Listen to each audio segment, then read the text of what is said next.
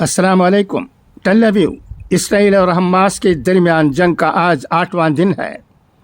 ادھر اسرائیلی فوج نے کہا ہے کہ انہوں نے کمانڈر علی قاضی کو ہلاک کر دیا ہے، جس نے 7 اکتوبر کو اسرائیل پر حملہ کی قیادت کی تھی۔ علی قاضی کو قتل کرنے کا کام اسرائیل کی اندرونی خفیہ ایجنسی شن بیت نے کیا۔ وہ آج اسرائیلی فوج کے حملے میں مارے جانے والے حماس کے دوسرے کمانڈر ہیں۔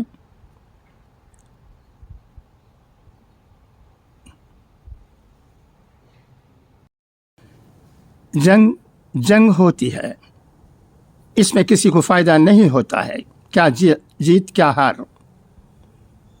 جب انسانوں کو موت کے گھاٹ اتار دیا جاتا ہے اور ہزاروں لوگ زخمی ہو کر زندگی بھر کے لیے تڑپتے ہیں، سوچتے ہیں آخر کیا ہو گیا ہمارے ساتھ، ایسا کیوں ہوا، ہمارے سربراہ اس پر کیوں غور نہیں کرتے، تو ان کی صدا مجھے کیا کہنا چاہیے، صدا بس صحرا ثابت ہوگی یا اللہ کے دربار میں دستک دے گی اور ظالموں کو نقصان پہنچائے گی۔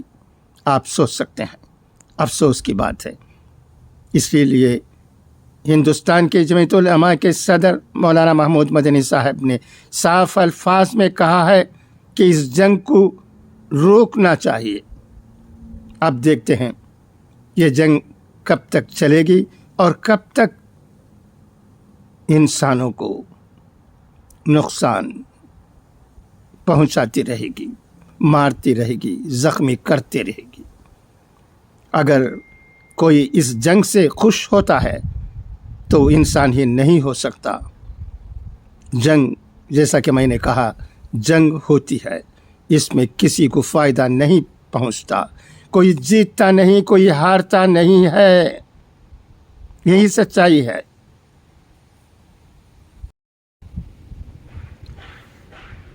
اسرائیل اور حماس کے درمیان جاری جنگ کے درمیان ایئر انڈیا نے ٹیل اویو سے آنے جانے والی اپنی طے شدہ پروازوں کو 18 اکتوبر تک معطل کر دیا ہے۔ ایئر لائنز عام طور پر ٹیل اویو کے لیے 5 ہفتہ وار طے شدہ پروازیں آپریشن کرتی ہیں۔ اس نے اس سے قبل 14 اکتوبر تک خدمات کو معطل کیا تھا۔ ایئر انڈیا کے ایک عہدیدار نے ہفتے کو کہا کہ ٹیل اویو سے آنے جانے والی طے شدہ پروازیں اب 18 اکتوبر تک معطل کر دی گئی ہیں۔ عہدیدار نے کہا کہ ایئر لائنز ضرورت کے مطابق ہندوستانیوں کو واپس لانے کے لیے خصوصی پروازیں آپریٹ کرے گی۔ خدا کرے کہ سب کچھ اچھا ہو جائے۔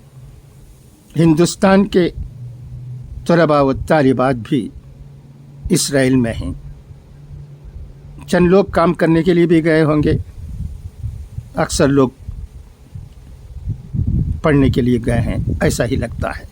جیسے بھی ہو، ہندوستانی لوگوں کی ہندوستان کو سیف ریٹرن کے لیے ہمارا ملک ہندوستان کوشش کر رہا ہے۔ یہ فلائٹ سے پہلے ہی 250 یا اس سے زیادہ اسٹوڈنٹس واپس آ گئے ہیں، اور دوسرے لوگوں کو بھی جو وہاں اسرائیل میں پھنسے ہوئے ہیں ان کو ہندوستان واپس لانے کے لیے کوشش ہو رہی ہے۔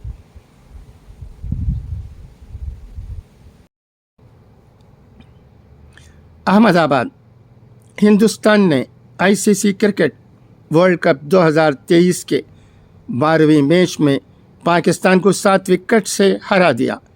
ٹورنامنٹ میں ہندوستانی ٹیم کی یہ مسلسل تیسری جیت ہے۔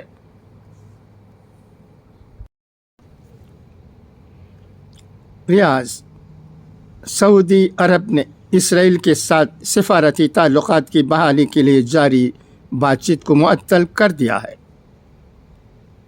غیر ملکی میڈیا کے مطابق اسرائیل کے فلسطین پر پے در پہ حملوں اور غزہ میں ہونے والی تباہی کے بعد سعودی عرب نے اسرائیل کے ساتھ سفارتی تعلقات کی بحالی کے لیے کی جانے والی بات چیت کو معطل کر دیا، جس سے امریکہ کو بھی آگاہ کر دیا گیا ہے۔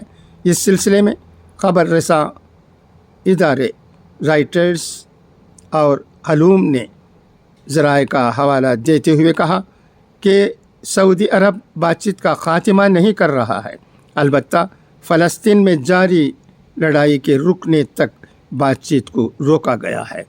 دوسری جانب سعودی ولی عہد محمد بن سلمان نے فلسطین کے معاملے پر ایرانی صدر سے بھی گفتگو کی تھی۔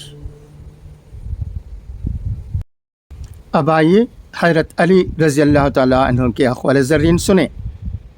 میں جنت کے شوق میں عبادت نہیں کرتا، یہ تجارت ہے، اور نہ ہی جہنم کے خوف سے کرتا ہوں۔ میں صرف اور صرف اس لیے عبادت کرتا ہوں کہ میرا رب عبادت کے لائق ہے۔ مشکل وقت آ جائے تو کسی کا احسان نہ لو، کیونکہ مشکل وقت 4 دن کا اور احسان زندگی بھر کا ہوتا ہے۔ صبر کی 2 صورتیں ہیں، جو ناپسند ہو اسے برداشت کرنا، اور جو پسند ہو اس کا انتظار کرنا۔ دعا ہے کہ اللہ ہمیں ان اچھی باتوں پر عمل کرنے کی توفیق عطا کرے۔ اچھا، تو اب اجازت، انشاءاللہ پھر ملاقات ہوگی۔ خدا حافظ، فی امان اللہ۔